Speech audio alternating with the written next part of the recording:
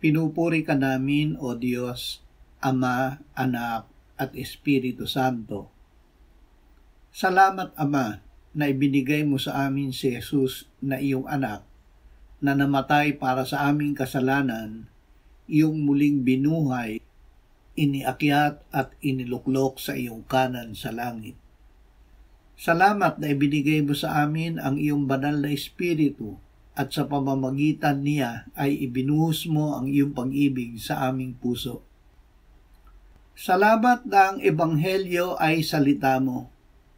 Angkin ng iyong salita ang kapangyarihan para sa kaligtasan ng bawat sumasampalataya.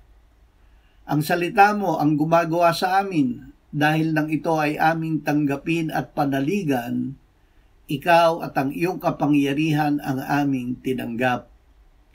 Salamat sa iyo na ngayon ay nananahan sa amin sa pamamagitan ni Jesus, kaisa ng Espiritu Santo.